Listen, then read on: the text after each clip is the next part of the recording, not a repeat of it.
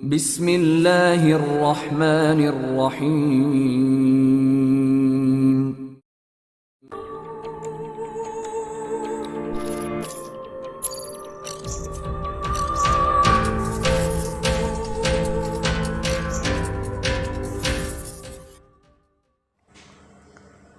السلام علیکم دوستو، فیبن سوسائٹی عمران سیریز ناول بہ مظہر کلیم MA۔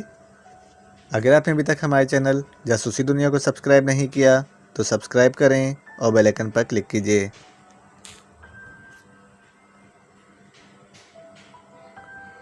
وہ خصوصی اسلحے کی بھاری کھیپ گریٹ لینڈ اسمگل کرتا رہا ہے۔ ہم نے اس سے مارسیا اور سڈنی کے بارے میں پوچھ گچھ کی تو اس نے بتایا کہ مارسیا یہاں دارالحکومت کے جاسکو کلب میں رہتی ہے۔ سڈنی کے بارے میں اس نے کچھ نہیں بتایا تو ہم نے اسے ہلاک کر دیا اور پھر ہم سمندر سے سیدھے جاسکو کلب پہنچے، لیکن وہاں ہم نے ہر ممکن کوشش کی، لیکن نہ ہی مارسیا کے بارے میں کچھ معلوم ہو سکا اور نہ ہی مارسیا کے قد و قامت کی کسی لڑکی کے بارے میں معلوم ہو سکا۔ تو ہم واپس کوٹھی پہنچے اور پھر وہاں جو کچھ ہوا وہ تم جانتے ہو۔ اس سے یہ بات بہرحال ثابت ہو گئی ہے کہ سڈنی اور مارسیا مل کر گریٹ لینڈ کی فیبن سوسائٹی کو اسلحہ سپلائی کرتے ہیں، اور ظاہر ہے ایسے لوگ مرکزی حیثیت ہی رکھتے ہیں۔ ٹھیک ہے، تم نے درست کہا ہے، میرا بھی یہی خیال تھا، لیکن تم نے جس طرح مارسیا کے بارے میں جاسکو کلب سے معلومات حاصل کی ہیں، اس سے ملا محالہ مارسیا کو اور مارسیا کے ذریعے سڈنی کو یہ اطلاع مل چکی ہوگی۔ اس لیے اب اس کے سامنے دو صورتیں ہوں گی، یا تو وہ وقتی طور پر ملک چھوڑ دیں گے یا پھر اس انداز میں روپوش ہو جائیں گے کہ تم انہیں تلاش نہ کر سکو۔ ہاں، تمہاری بات درست ہے، آسٹن نے جواب دیا۔ اوکے، گو تم نے نرگس پر تشدد کر کے اچھا نہیں کیا، لیکن چونکہ نرگس میری عزیزہ ہے اس لیے اس کے بارے میں نے تم سے کوئی سلوک کیا تو یہ میرا ذاتی انتقام سمجھا جائے گا، اور میں ذاتی انتقام لینے کا قائل نہیں ہوں۔ جیکی کو تم نے ہلاک ضرور کیا ہے، لیکن جیکی بہرحال مجرم تھا، اس لیے میں تمہیں آزاد کر رہا ہوں۔ لیکن یہ بات ایک بار پھر تم پر واضح کر دوں کہ تم نے اگر پاکیشیا کے مفاد کے خلاف کوئی کام کیا یا پاکیشیا کے کسی شہری کو کوئی تکلیف پہنچائی، پھر اس کا خمیازہ بھگتنا پڑے گا۔ عمران نے کہا، ٹھیک ہے، ہم خصوصی طور پر اس کا خیال رکھیں گے۔ آسٹن نے کہا، عمران، کیا تم ہماری مدد کر سکتے ہو؟ اچانک ڈیوڈ نے کہا، نہیں، میں کسی دوسرے کے مسئلے میں نہیں الجھنا چاہتا، عمران نے کہا اور کرسی سے اٹھ کھڑا ہوا۔ جوزف، میرے ساتھ آؤ، عمران نے کہا اور تیزی سے بیرونی دروازے کی طرف مڑ گیا۔ ہمیں کھول تو دو۔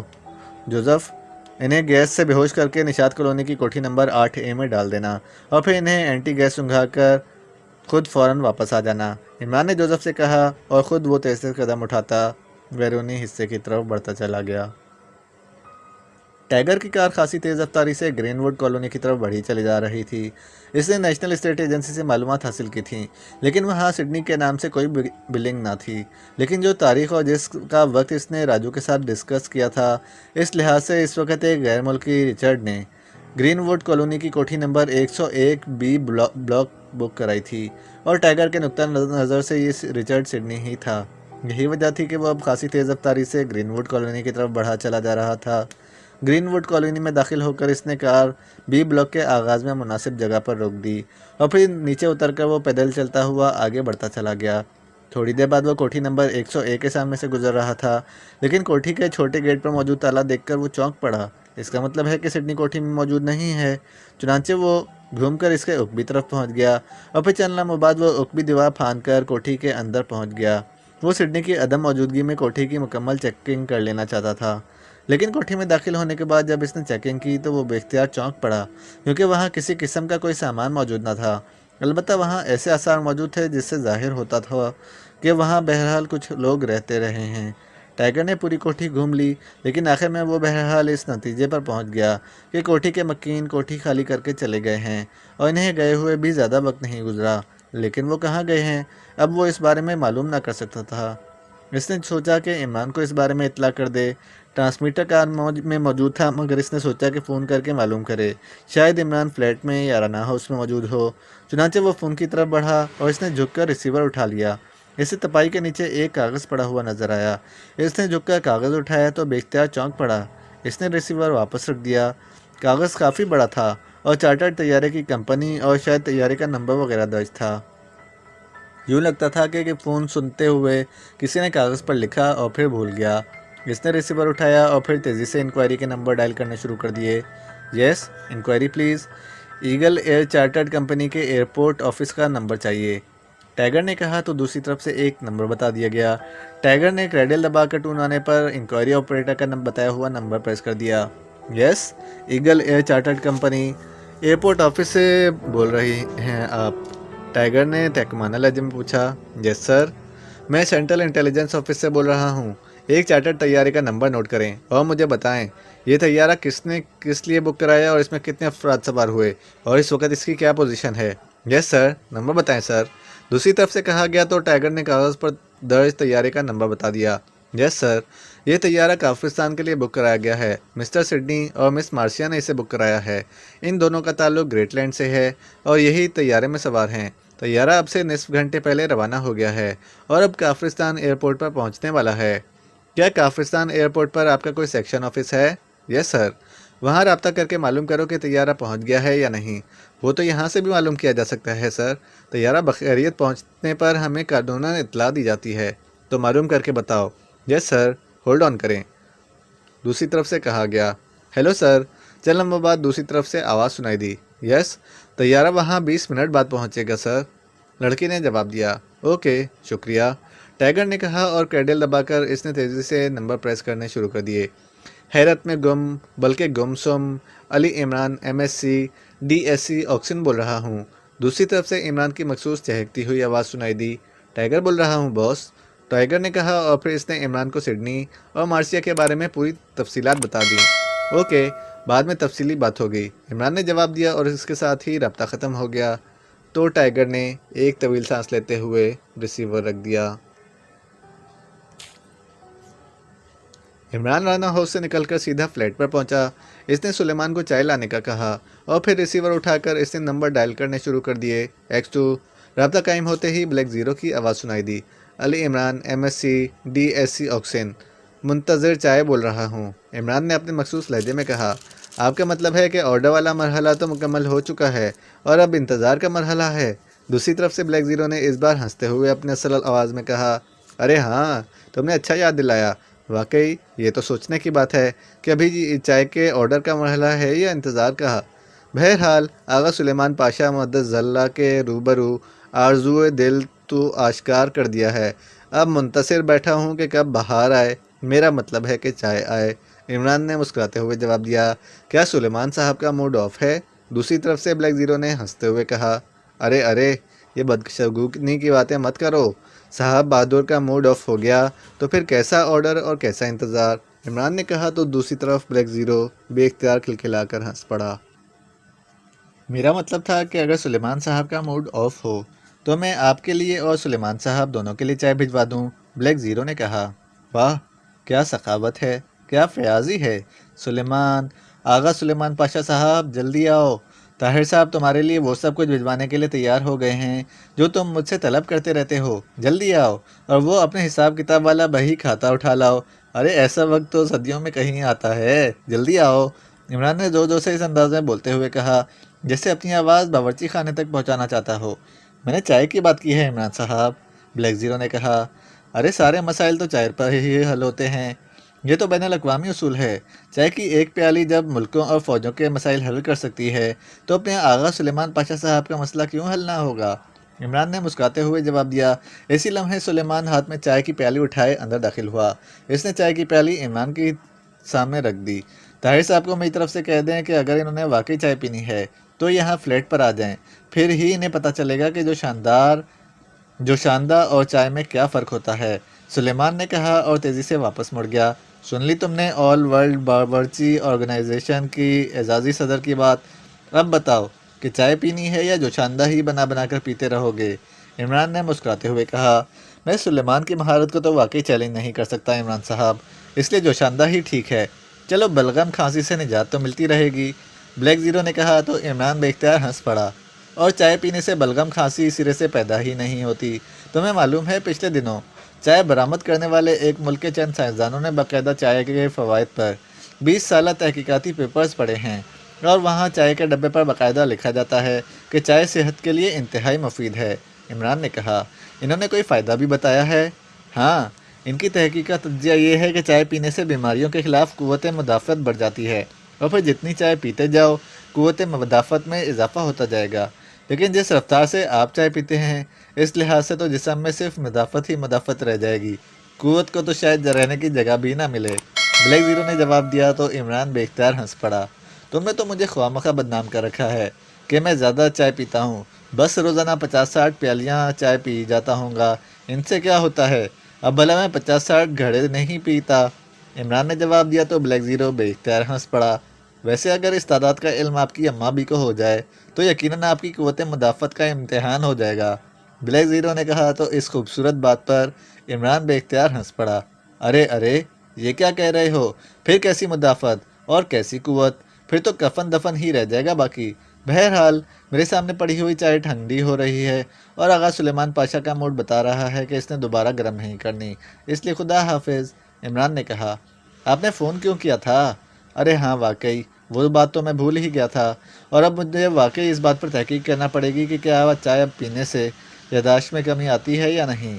بہرحال میں نے تمہیں اس لیے فون کیا تھا کہ اسپیشل ایجنسی سے میرے مذاکرات مکمل ہو گئے ہیں، اور چونکہ انہوں نے وعدہ کیا ہے کہ وہ پاکیشیا کے خلاف کوئی اقدام نہیں کریں گے، وہ صرف سڈنی کو ٹریس کر کے اس سے فیبن سوسائٹی کے بارے میں معلومات حاصل کرنا چاہتے ہیں۔ اس لیے اب تم ممبروں کو کہہ دو کہ ان کے خلاف کارروائیاں بند کر دیں، لیکن اس سڈنی کو تو بہرحال تلاش کیا جانا چاہیے یا نہیں؟ ٹائیگر اس پر کام کر رہا ہے اور مجھے یقین ہے کہ اس کا اونٹ اب تک کسی نہ کسی کروٹ بیٹھ چکا ہوگا، عمران نے جواب دیتے ہوئے کہا۔ اوکے ٹھیک ہے، دوسری طرف سے بلیک زیرو نے ہنستے ہوئے کہا، اور عمران نے بھی مسکراتے ہوئے ریسیور رکھا اور چائے کی پیالی اٹھا کر منہ سے لگا لی، لیکن ابھی اس نے چائے کے 2 گھونٹ ہی لیے تھے کہ فون کی گھنٹی بج اٹھی، تو عمران نے پیالی کو واپس میز پر رکھا اور ہاتھ بڑھا کر ریسیور اٹھا لیا۔ لبے سوز و لبے those Ali Imran MSc DSc آکسن بول رہا ہوں۔ یہ لبے سوز و لبے دوز کیا ہوتا ہے؟ دوسری طرف سے سر سلطان کی آواز سنائی دی تو عمران بے اختیار مسکرا دیا۔ آغا سلیمان پاشا کی بنائی ہوئی چائے کی پیالی میرے سامنے ہے اور ابھی اس سے میں نے صرف 2 گھونٹ پیے ہیں، اگر پوری پیالی پی لی ہوتی تو پھر بین الاقوامی زبان ہی میں آپ سے بات ہو سکتی تھی۔ یہ کیا الٹی سیدھی ہانکتے رہتے ہو؟ سیدھی طرح کہو کہ چائے پی رہا ہوں۔ یہ لبے سوز اور لبے دوز اور پھر بین الاقوامی زبان، سر سلطان نے جھنجھلائے ہوئے لہجے میں کہا۔ جناب، پھر آپ کو چائے پر ریفریشر کورس کرنا پڑے گا۔ چائے کی خصوصیات یہی بتائی جاتی ہیں کہ وہ اتنی گرم ہو کہ جب ہونٹوں سے لگے تو ہونٹوں کو جلا دے۔ ٹھنڈی چائے ہو ہی نہیں سکتی، شربت تو ہو سکتا ہے، اس لیے چائے کی ایک خصوصیت تو ہوئی لبے سوز، اور لبے دوز میں لب کا معنی تو آپ کو بہرحال آتا ہی ہوگا، یعنی ہونٹ، اور دوز کا مطلب ہوتا ہے سینہ، یعنی جیسے خیمہ دوز۔ اس لیے چائے کی ایک اور خصوصیت ہوتی ہے لبے دوز، یعنی لب آپس میں مل جائیں، مطلب یہ کہ اتنی گاڑی اور میٹھی کے لب سے ڈالے۔ اس طرح اچھی چائے کی خصوصیات ہو گئیں لبے سوز اور لبے دوز، اور جب لب مل جائیں تو پھر آدمی بول ہی نہیں سکتا۔ اس لیے بین الاقوامی زبان یعنی نومولودوں کی زبان غوغا سے ہی کام چلایا جا سکتا ہے، اور نومولود بچوں کی زبان پوری دنیا میں ایک ہی ہوتی ہے، اس لیے اسے بین الاقوامی زبان کہا جاتا ہے۔ عمران کی زبان رواں ہو گئی۔ خدا کی پناہ، ابھی چائے لبے دوز ہے، اس کے باوجود تم اس قدر بول رہے ہو؟ سر سلطان نے ہنستے ہوئے کہا۔ اب کیا کیا جائے؟ آپ جیسے بزرگوں کو سمجھانے کے لیے تو نہ جانے کون کون سے پاپڑ بیلنے پڑتے ہیں، اب آپ بچے تو نہیں کہ فوراً سمجھ جائیں، عمران نے جواب دیا تو سر سلطان بے اختیار ہنس پڑے۔ بہرحال تمہارے پاس شاید بہت فالتو وقت ہوتا ہے، جبکہ میں بے حد مصروف ہوں، اس لیے یہ بتاؤ کہ گریٹ لینڈ کے چیف سیکریٹری لارڈ برنارڈ کی طرف سے مجھے سرکاری طور پر ایک خط ملا ہے کہ گریٹ لینڈ میں دہشت گرد تنظیم فیبن سوسائٹی کا کوئی سیٹ اپ ہے یہاں پاکیشیا میں، اور گریٹ لینڈ کی اسپیشل ایجنسی اس سیٹ اپ کے خلاف یہاں کام کر رہی ہے۔ انہوں نے درخواست کی ہے کہ ان کی مدد کی جائے۔ لارڈ برنارڈ کو میں ذاتی طور پر جانتا ہوں، وہ آپ کی قبیل کے بزرگ ہیں، اس لیے 2 صورتیں ہو سکتی ہیں کہ یا تو وہ خط لکھوا کر بھجوانا بھول گئے تھے، یا پھر آپ خط موصول کرنے کے بعد بھول گئے ہوں گے اور اب آپ کو یاد آیا ہوگا۔ کیا مطلب؟ یہ خط تو آج کی ڈاک سے ہی مجھے موصول ہوا ہے اور 2 روز پہلے کا تحریر کردہ ہے، تو پھر انہیں اسپیشل ایجنسی کے چیف ہیرس نے اطلاع دیر سے دی ہوگی۔ بہرحال انہیں بتا دیں کہ ان کا خط ملتے ہی اسپیشل ایجنسی کے گرفتار شدہ ایجنٹوں کو رہا کر دیا گیا ہے، اور جہاں تک فیبن سوسائٹی کے یہاں سیٹ اپ کا تعلق ہے تو اس بارے میں تحقیقات کی جا رہی ہیں، اور اگر کوئی سیٹ اپ ہے تو اس سے بھی نمٹ لیا جائے گا۔ اوہ، کیا کہہ رہے ہو؟ کیا تم نے اسپیشل ایجنسی کے ایجنٹوں کو گرفتار کر لیا تھا؟ ہاں، یہاں فیبن سوسائٹی کا ایک آدمی سڈنی رہتا تھا، نواب عبدالقادر کو تو آپ جانتے ہی ہیں، ان کی صاحبزادی بھی گریٹ لینڈ میں پڑتی رہی ہے، وہ اس آدمی سے ملتی رہتی تھی، صرف اس لیے کہ سڈنی بھی گریٹ لینڈ کا باشندہ تھا، یہ رسمی سی ملاقاتیں ہوتی تھیں۔ اسپیشل ایجنسی والوں کو جب اس سڈنی کا علم ہوا تو انہوں نے حماقت کی کہ فون کر کے اس کے متعلق کنفرمیشن شروع کر دی۔ نتیجہ یہ کہ وہ سڈنی غائب ہو گیا۔ اسپیشل ایجنسی والوں نے نواب صاحب کی صاحبزادی کو ان کی رہائش گاہ سے اغوا کیا اور اس پہ تشدد کر کے اس سے سڈنی کے بارے میں معلومات حاصل کرنا شروع کر دیں۔ جب کچھ پتہ نہ چلا تو وہ اس لڑکی کو چھوڑ کر چلے گئے۔ نواب صاحب نے اس سلسلے میں ڈیڈی سے بات کی۔ میں اس وقت سپرنٹینڈنٹ فیاض کے پاس اس کے آفس میں موجود تھا۔ ڈیڈی نے سپر فیاض کی ڈیوٹی لگائی کہ وہ نواب صاحب کی صاحبزادی سے ہسپتال میں ملے اور اس پر تشدد کرنے والوں کا پتہ چلایا جائے۔ میں بھی سپر فیاض کے ساتھ ہسپتال چلا گیا۔ وہاں جب حلیے وغیرہ سامنے آئے تو میں سمجھ گیا کہ اسپیشل ایجنسی کے آدمی ہیں، کیونکہ میں انہیں اچھی طرح جانتا تھا۔ میں نے انہیں ٹریس کرایا اور انہیں رانا ہاؤس منگوا لیا۔ وہاں ان سے بات چیت ہوئی تو انہوں نے اپنے اس فیل پر معذرت کی اور وعدہ کیا کہ وہ پاکیشیا کے مفادات کے خلاف کوئی اقدام نہیں کریں گے۔ ویسے بھی انہوں نے نواب صاحب کی صاحبزادی کو زندہ چھوڑ دیا تھا، اس لیے میں نے بھی انہیں رہا کر دیا اور اب رانا ہاؤس سے واپس فلیٹ پہنچا ہی تھا کہ آپ کی کال آ گئی۔ لیکن انہوں نے ایک پاکیشیائی خاتون پر تو تشدد کیا تھا، اس لیے ان کے خلاف قانونی کارروائی تو ہونی چاہیے تھی، تم نے انہیں چھوڑ کیوں دیا؟ سر سلطان نے بگڑے ہوئے لہجے میں کہا۔ اگر میں ان کے خلاف قانونی کارروائی کرتا تو نواب عبدالقادر کو خودکشی کرنا پڑ جاتی، کیونکہ پھر اخبارات میں اسٹوریاں شائع ہوتی ہیں کہ نواب عبدالقادر صاحب کی صاحبزادی غیر مردوں سے جا کر کلب میں ملتی ہے اور نہ جانے کہاں کہاں کے کلابے میں لائے جاتے۔ ارے ہاں واقعی، اوہ تم نے اچھا کیا۔ ٹھیک ہے، میں لارڈ برنارڈ کو کہہ دوں گا، لیکن وہ سڈنی کہاں ہے اور اس کا یہاں کیا سیٹ اپ ہو سکتا ہے؟ فیبن سوسائٹی تو گریٹ لینڈ کے خلاف کام کرتی ہے، اس کا پاکیشیا میں کیا کام؟ ابھی وہ آدمی ٹریس نہیں ہو سکا۔ بہرحال اسے ٹریس کیا جا رہا ہے، لیکن میرا خیال ہے کہ یہ شخص یہاں سے گریٹ لینڈ اپنی سوسائٹی کو کوئی خصوصی ساخت کا اسلحہ سپلائی کرتا ہوگا۔ اوہ یہ تو انتہائی سنگین مسئلہ ہے، سر سلطان نے پریشان ہوتے ہوئے کہا۔ جی ہاں، ویسے تو یہ گریٹ لینڈ والوں کا کام ہے کہ وہ اس نیٹ ورک کو ختم کریں، لیکن ہم یہ کوشش کر رہے ہیں کہ اگر یہ شخص ہاتھ آ جائے اور اس کا واقعی یہ کام ہوا تو ہم بھی کارروائی کریں گے، عمران نے جواب دیتے ہوئے کہا۔ ٹھیک ہے، اب میں مطمئن ہوں، خدا حافظ، سر سلطان نے کہا اور اس کے ساتھ ہی رابطہ ختم ہو گیا تو عمران نے طویل سانس لیتے ہوئے ریسیور رکھا اور پھر چائے کی پیالی اٹھا کر اس نے منہ سے لگا لی، لیکن پھر برا سا منہ بنا کر واپس رکھ دی، کیونکہ سر سلطان سے باتوں کی وجہ سے وہ واقعی یک ہو چکی تھی۔ سلیمان، جناب آغا سلیمان پاشا صاحب، عمران نے زور زور سے سلیمان کو آوازیں دینا شروع کر دی۔ جی صاحب، دوسرے لمحے سلیمان نے کمرے میں داخل ہوتے ہوئے انتہائی مدبانہ لہجے میں کہا، یہ چائے لبے سوز و لبے دوز نہیں رہی، دوسری گرم چائے لے آتا ہوں صاحب، سلیمان نے اسی طرح مدبانہ لہجے میں کہا اور پیالی اٹھا کے واپس مڑ گیا۔ عمران اس طرح حیرت سے آنکھیں پھاڑ پھاڑ کر اسے دیکھتا رہا جیسے اسے اپنی آنکھوں پر یقین نہ آ رہا ہو۔ اس نے زور سے اپنی بازو پر چٹکی بھری اور اس کے ساتھ ہی وہ اچھل پڑا۔ حیرت ہے، جاگ بھی رہا ہوں، اور آغا سلیمان پاشا کی یہ فرما برداری اور تابعداری، یا اللہ تو ہر آفت سے بچا، عمران نے حیرت بھرے لہجے میں کہا۔ اسی لمحے ٹیلی فون کی گھنٹی ایک بار پھر بج اٹھی تو عمران نے ہاتھ بڑھا کر ریسیور اٹھا لیا۔ حیرت میں گم بلکہ گمسم علی عمران MSc DSc آکسن بول رہا ہوں۔ ٹیگر بول رہا ہوں باس، دوسری طرف سے ٹیگر کی آواز سنائی دی۔ ارے ارے، کہیں قیامت تو نزدیک نہیں آ گئی کہ ٹیگر بھی انسانی آواز میں بولنے لگ گئے ہیں؟ ارے ابھی تو میں نے شادی ہی نہیں کی اور قیامت آ بھی گئی، عمران نے حیرت بھرے لہجے میں کہا۔ باس میں نے سڈنی اور مارسیا کا سراغ لگا لیا ہے۔ اچھا، مبارک ہو، اس کا مطلب ہے کہ اب آدم بو کرتے ہوئے تم ان پر جھپٹ پڑو گے۔ وہ طیارہ چارٹرڈ کرا کر کافرستان چلے گئے ہیں باس، دوسری طرف سے ٹیگر نے کہا تو عمران بے اختیار اچھل پڑا۔ اوہ کب کی بات ہے یہ؟ میں ایئرپورٹ سے ہی آپ کو کال کر رہا ہوں، ان کا طیارہ 20 منٹ بعد کافرستان دارالحکومت کے ایئرپورٹ پر لینڈ کرے گا۔ طیارے کا نمبر، کمپنی کا نام اور دوسری تفصیلات کیا ہیں؟ عمران نے انتہائی سنجیدہ لہجے میں پوچھا تو دوسری طرف سے ٹیگر نے تفصیلات بتا دی۔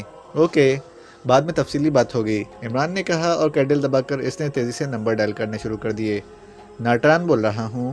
رابطہ قائم ہوتے ہی دوسری طرف سے ناٹران کی آواز سنائی دی۔ علی عمران MSc DSc آکسن بول رہا ہوں، عمران نے کہا۔ اوہ عمران صاحب آپ؟ دوسری طرف سے ناٹران کی چونکتی ہوئی آواز سنائی دی۔ تفصیلی بات چیت بعد میں ہوگی، پہلے ایک چارٹر طیارے کی تفصیل نوٹ کرو۔ یس سر، اس نے ٹیگر کی بتائی ہوئی تفصیل دہرا دی۔ نوٹ کر لی ہے عمران صاحب، ناٹران نے جواب دیا۔ یہ طیارہ 20 منٹ بعد کافرستان ایئرپورٹ پر لینڈ کرے گا، اس میں گریٹ لینڈ کے 2 باشندے، ایک مرد اور ایک عورت سوار ہیں، تم نے فی الحال ان کی نگرانی کرنی ہے۔ مرد کا نام سڈنی اور عورت کا نام مارسیا ہے، ان دونوں کا تعلق گریٹ لینڈ کی دہشت گرد تنظیم فیبن سوسائٹی سے ہے، تم نے انہیں نظروں سے اوجھل نہیں ہونے دینا، عمران نے کہا۔ ٹھیک ہے عمران صاحب، میں ابھی ان کی نگرانی کے بارے میں احکامات دے دیتا ہوں، ناٹران نے کہا۔ مجھے اطلاع کر دینا، بعد میں اس بارے میں سوچیں گے کہ ان کا کیا کیا جائے، عمران نے کہا اور اس کے ساتھ ہی ریسیور رکھ دیا۔ اسی لمحے سلیمان ہاتھ میں چائے کی گرم گرم پیالی اٹھائے اندر داخل ہوا۔ میں نے سوچا کہ آپ گفتگو ختم کر لیں تو آپ کو چائے پیش کی جائے، ورنہ پھر چائے ٹھنڈی ہو سکتی ہے، سلیمان نے بڑے مدبانہ لہجے میں کہا اور پیالی عمران کے سامنے رکھ کر واپس مڑنے لگا۔ ایک منٹ، میری بات سنو، عمران نے کہا تو سلیمان واپس مڑا۔ جی صاحب، سلیمان نے اسی طرح انتہائی مدبانہ لہجے میں کہا۔ ادھر آؤ، بیٹھو، عمران نے کہا تو سلیمان مدبانہ انداز میں عمران کے سامنے کرسی پر بیٹھ گیا۔